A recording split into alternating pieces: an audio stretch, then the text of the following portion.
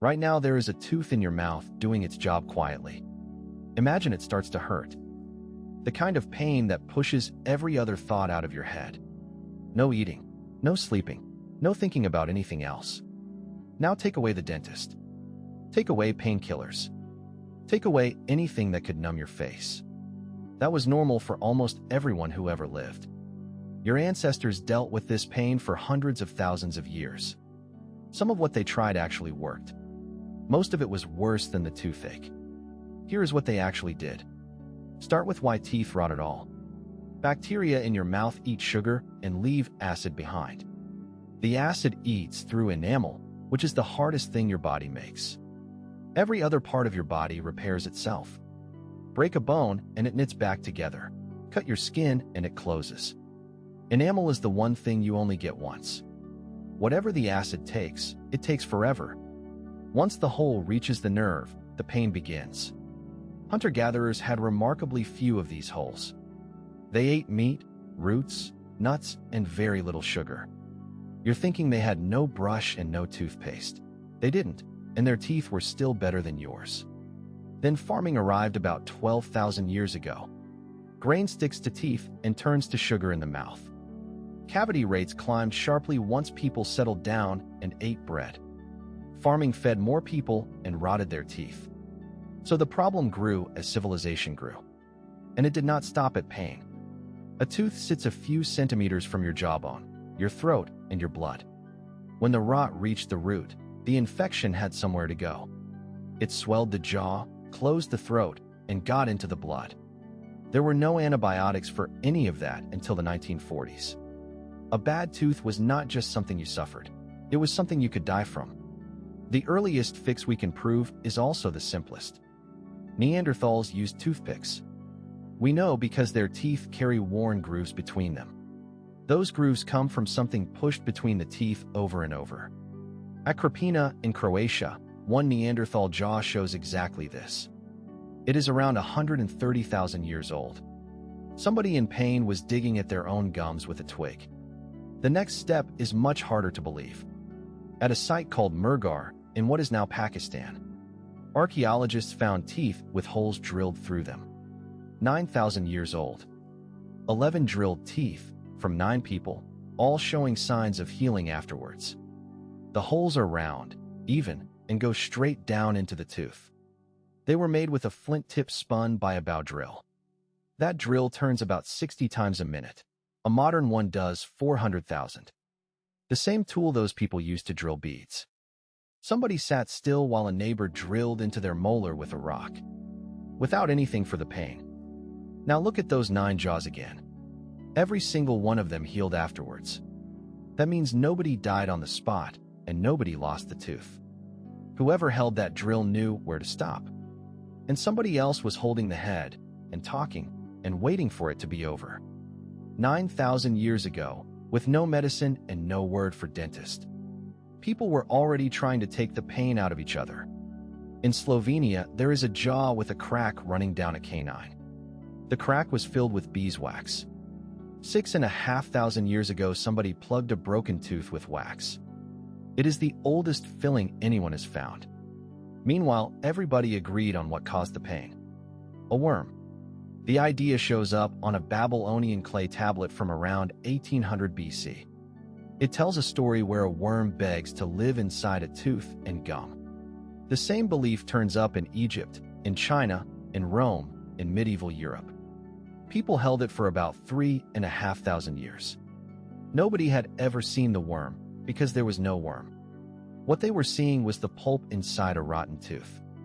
Pull it out, and it looks like something small and pale and alive. So the treatments went after the worm. One method was smoking it out. Henbane seeds were burned and the smoke funneled at the tooth. Henbane is poisonous and slightly numbing, so it did dull the pain. Afterwards, a small pale seed husk would drop out. It looked like a dead worm, so everyone agreed the cure worked. The belief survived for centuries on that trick alone. Some remedies were pure guesswork.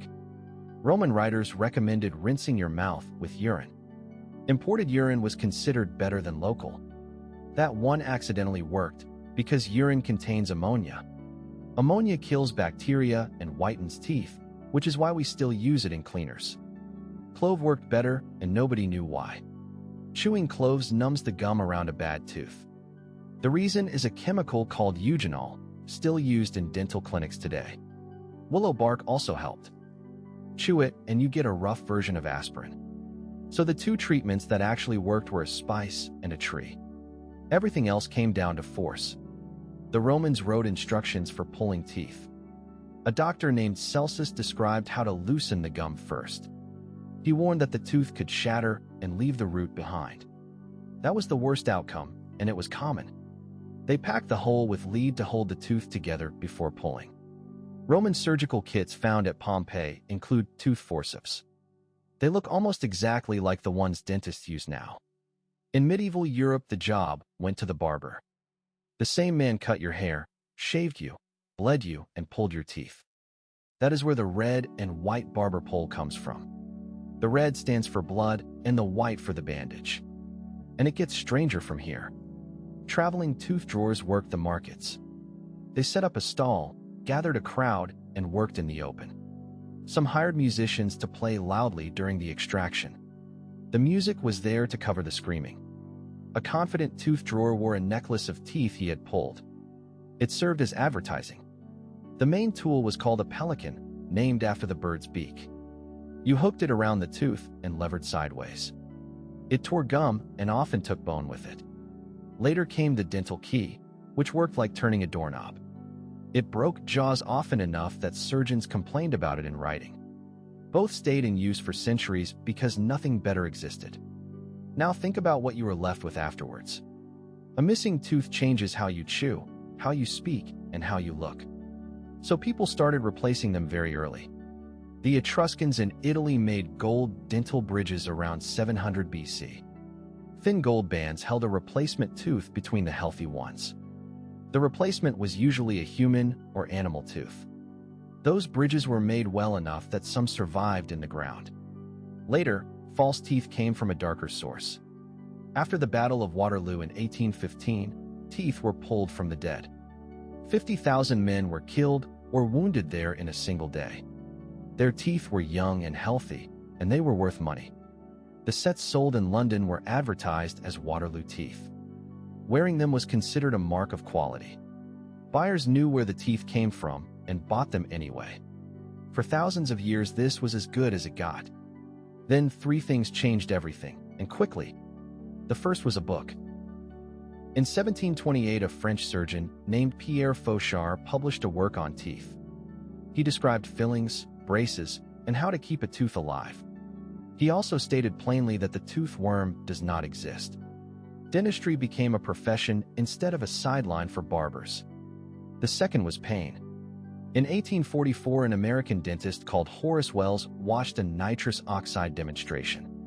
A man on stage injured his leg and felt nothing at all. Wells had a colleague pull his own tooth the next day under the gas. He woke up and said he had not felt a pinprick. That was the first painless extraction anyone recorded. 40 years later, cocaine became the first local anesthetic. It worked, and it ruined lives, so chemists looked for a replacement. Novocaine appeared in 1905 and made numbing safe. The third change was the drill. Early drills were turned by a foot pedal, like a sewing machine. They were slow, and slow drilling hurts. In 1957, an air-powered drill spun fast enough to cut without tearing. Then fluoride went into drinking water from 1945, and cavities themselves became rarer. In 200 years, the worst pain a person could expect became routine.